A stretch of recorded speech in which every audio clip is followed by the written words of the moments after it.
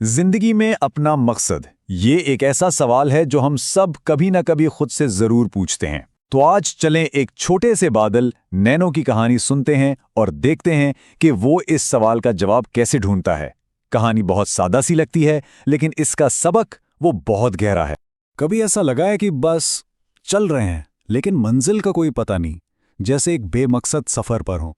अक्सर यही एहसास एक बहुत बड़ी तब्दीली की शुरुआत होता है, और हमारी कहानी का जो हीरो है ना, नीनो, उसके साथ भी बिल्कुल यही हो रहा था।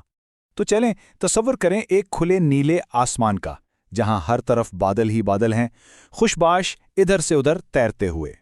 लेकिन इसी भीड़ में एक नन्हा सा बादल है, नाम है उसका नीनो, और वो बिल्कुल भी खुश नहीं है। जहां सारे बादल एक दूसरे से खेल रहे थे, हंस रहे थे, वहीं नैनो, सबसे छोटा बादल, एक कोने में बिल्कुल अकेला और चुपचाप था। बस यही उसकी उदासी थी, यही तन्हाई थी जो उसे सबसे अलग कर रही थी। लेकिन आखिर वो उदास था क्यों? वजह बहुत गहरी थी। उसे लगता था कि उसकी जिंदगी का कोई मतलब ही नहीं है। बस हवा जहां ले जाए चल पड़ो, कोई मंजिल नहीं, कोई मकसद नहीं। और ये ख्याल, ये एहसास उससे अंदर से खोखला कर रहा था। आखिरकार इस बेचैनी से तंग आकर नैनो ने सोचा, बस बहुत हो गया। उसने फैसला किया कि वो अब चुपचाप ये सब नहीं सहेगा। वो हिम्मत करेगा और जो बड़े समझदार बादल हैं उनसे जाकर पूछेगा कि आखिर हम सब यहाँ हैं क्यों। और फिर उसने हिम्मत जमा करके पूछ ही लिया वही सवाल जो शायद हम सबके दिल में कहीं ना कहीं छुपा होता है, हमारा मकसद क्या है। ये सिर्फ एक सवाल नहीं था, समझे कि ये इस पूरी कहानी का दिल है।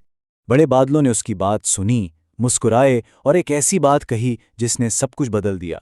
उन्होंने कहा, नैनो, हमारा राज ये है कि हमारा मकसद अपने लिए नहीं, दूसरों के लिए है। हम जमीन पर पानी बरसाते हैं, धूप में साया देते हैं, सुकून पहुंचाते हैं। हमारी खुशी इसी में है। इन लफ्जों ने जैसे नैनो के दिमाग में खिड़की खोल दी।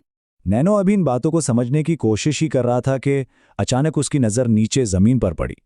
वहां कुछ हो रहा था, कुछ ऐसा जो नैनो को सिर्फ सोचने से निकालकर कुछ करने पर मजबूर करने वाला था।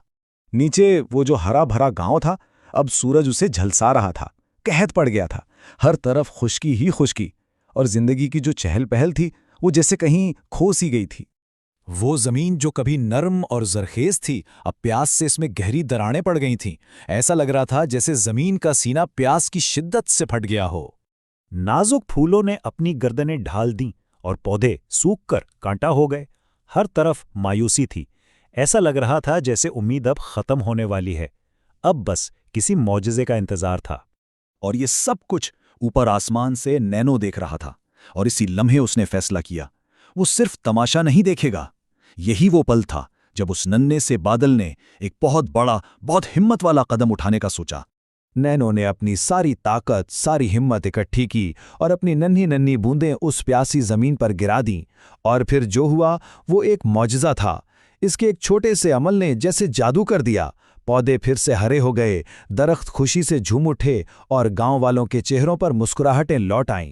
सिर्फ एक काम, और उस एक काम ने नैनो को वो सबक सिखा दिया जो शायद वो हजारों किताबें पढ़कर या सवाल पूछकर भी ना सीख पाता। तो आखिर वो सबक था क्या? चलें देखते हैं।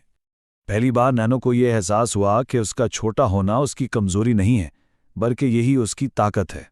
उसे समझ आ गया कि दुनिया में तब्दीली लाने के लिए बड़ा होना जरूरी नहीं, इरादा बड़ा होना जरूरी। तो फिर सवाल यह है कि असल ताकत है क्या? ये कहानी हमें बताती है कि असली ताकत जिस्मानी नहीं होती।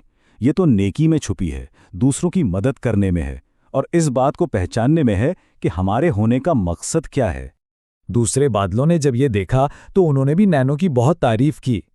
अब नैनो जब आसमान में घूमता था तो वो पहले वाला उदास नैनो नहीं था। अब उसके भटकने में भी एक मकसद था, उसके सफर की एक मंजिल थी। नैनो की कहानी तो खत्म हो गई, लेकिन एक सवाल छोड़ गई।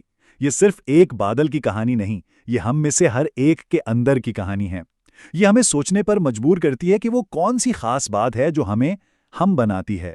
तो सवाल ये है कि अगर आपको मेरी वीडियो पसंद आई है तो प्लीज मेरे चैनल को सब्सक्राइब करें और वीडियो को लाइक करें और वो दबाने ना भूलें। शुक्रिया।